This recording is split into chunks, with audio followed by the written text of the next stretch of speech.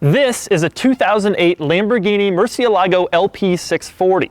Back when it was new in 2008, the base price of a Murcielago LP640 was $315,000. Today, the average asking price on AutoTrader for an 08 Murcielago is $215,000. That means the Murcielago, compared to its base price, has retained 70% of its value over 10 years. By comparison, a 2008 Range Rover back in 08 started at $79,000. And today, the average asking price on AutoTrader for an 08 Range Rover is $19,000, which means the Range Rover has retained just 24% of its value. So how has the Murcielago done so well? Why is it still so valuable? To find out, I've flown all the way to Atlanta, Georgia to borrow this Murcielago from a viewer. This is a 2008 Murcielago LP640 with an exhaust that, well, you'll hear it. First, I'm going to show you around the Murcielago, and then I'm going to take it out on the road and tell you what I think of it. And as always, for more of my thoughts, click the link below to check out my column on autotrader.com/oversteer.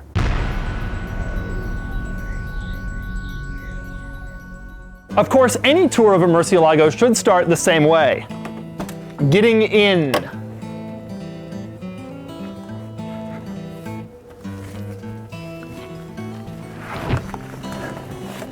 Now, once you're inside the Murcielago, you'll notice quite a few unusual quirks. We'll start with the transmission. Like most Murcielagos, this one is equipped with the E-Gear automatic transmission, and there are 3 buttons in the shift lever area. Button number 1, Sport Mode. I'm not even going to mention why a 640 horsepower exotic car needs a Sport Mode. Button number 2, Blank. Has no function. Button number 3, the car appears to be jumping. Now, you'd think that's traction control, but it isn't, because traction control is located right here. So we're not really sure what that does. Then the next question is, well, how do you put it in reverse? It's not here, it's not here, it's not here. Oh, that's right, it's over to the left of the gauge cluster and the steering wheel. Maybe they were worried that if you put reverse in the middle, your passenger would reach over and stick it in reverse while you were driving down the road. Speaking of reverse, when you put it in reverse, it beeps at you like a box truck's backing up, but it doesn't beep outside, just at you. One of the things you quickly notice about the Murcielago when you get inside of it is that the seats are angled towards the center of the car. They're not facing dead straight. It's because of the way the transmission is situated in the car. It's in the middle, of course. It forms sort of a V shape, and the center console forms a V shape, and the seats are placed alongside the center console and transmission tunnel, facing inward, going the same direction as the V rather than facing forward. So the first time you sit on one of these, it's a little bit disorienting. If you look straight ahead, you're actually looking off to the right of the car. Also, the parking brake is more than a little unusual. Right now, it's on, even though it's down. To take it off, you pull it up, and then you push the button, and now it's off. You want to put it back on? It's up. But because that would get in the way of you trying to get in and out of the car, Lamborghini lets you put it away. So when you look at it, there's really no way to know whether it's on or off. I guess you just have to figure it out based on whether you're rolling or not. Another interesting button you'll find inside the car is the front axle lifter button. This is a low car, so when you need to clear that speed bump, push the button and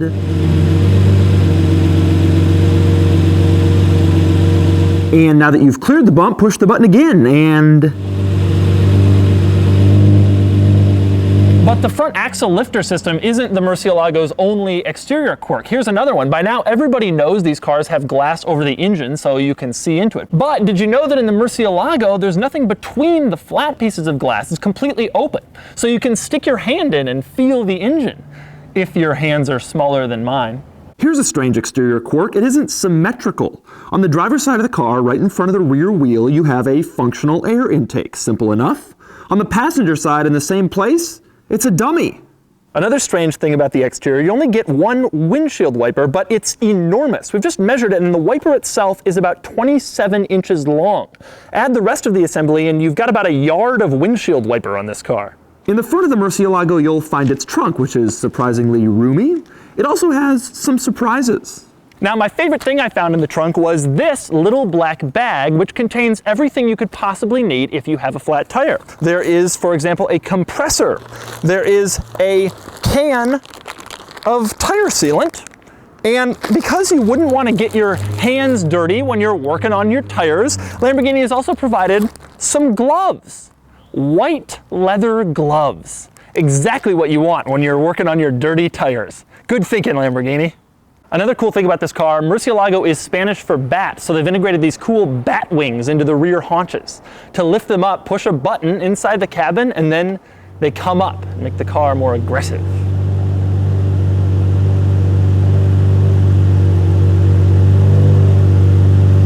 Another weird thing about this car is it just beeps constantly. I've already shown you the reverse beeping, but that's not where it ends. It beeps if you've left it unlocked for too long. It beeps if it's unlocked for too long and you try to open the door. It beeps if you try to start it. Here are some of the instances of it randomly deciding to beep during just an hour of filming in a parking lot. Murcielago should start the same way. It comes up to my belt. And when you open... Why?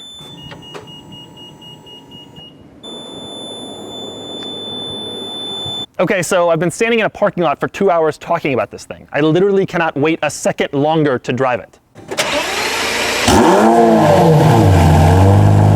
Okay, here we go. The steering is just unbelievably heavy. First impression, it is so heavy. I love it. It feels like an old sports car. I feel like I'm really turning it. I love that. Oh my, I am angled towards the middle. It's so weird. In my seat, I don't feel like I'm going the same direction as the car is going. It's so unsettling.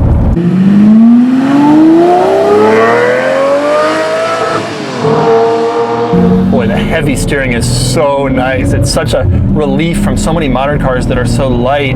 I feel like I'm really steering this car. You know, in my Ferrari, one of the things people would say when they would get in it is, well, this isn't so different from a normal car.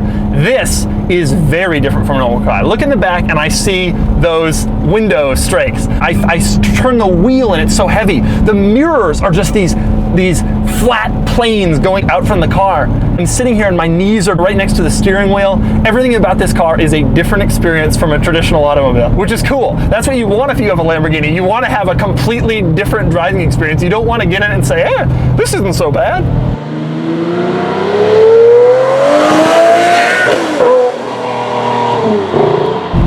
Ooh, yeah, bumps like bad road bumps are not this car's friend. It's just so low.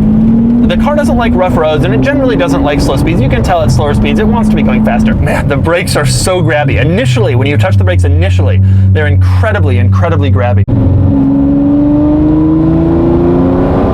Oh, the sound. Wow.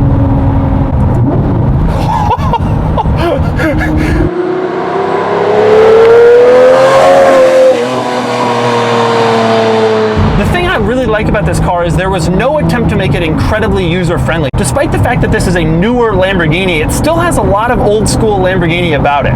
It's still wide, it's still low, visibility is still pretty bad, it's loud, those brakes are so grabby. I am surprised how little room there is here in the front, because it's a big car. Something people don't really realize about the Murcielago, it's so low they think it's a small car. It's not a small car, it's actually quite a large car. It's very wide.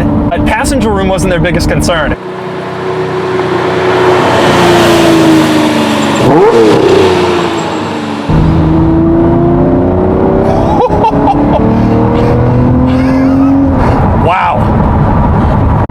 Is of course rough. We go over bumps and you feel the bumps. With that said, it is stable and planted feeling. It doesn't feel like Italian cars of old where there's a lot of front end lift and you're not really sure what's going on and you're kind of scared. I don't feel scared by any means at all.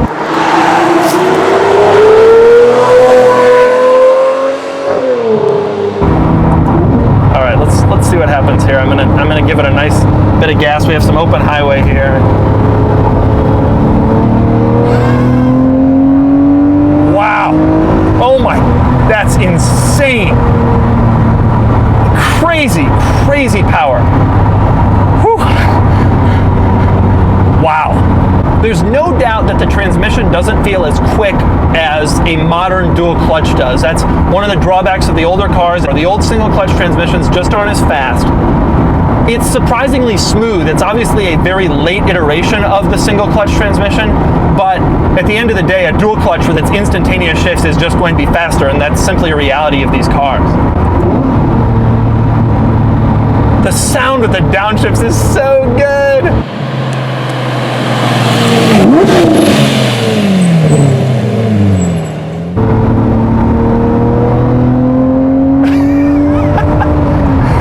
be careful though, because if you even push the gas for a second, you've already violated every legal speed limit in the country. I'm in a 55 zone right now, but getting to 55 in this car is hard. The speedo goes to 220, so 55 is in the first third of the speedometer.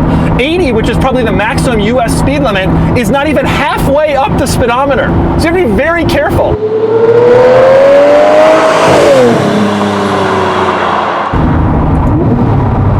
All right, so I'm in third. I'm gonna give it gas one more time. You just have the ability, God, the brakes are insane. You have the ability in this car to change your momentum so quickly in both directions. You know this car is fast from 0. We all know 0 to 60 times, 3 point whatever, everybody knows it's fast. The craziest thing about this car to me is the speed when you're already going 65. When you put your foot down at 65, it feels like a normal car starting from 0.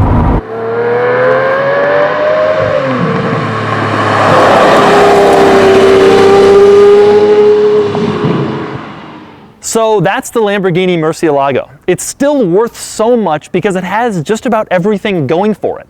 It's rare, it's crazy looking, ferocious, fierce, aggressive, awesome, exotic.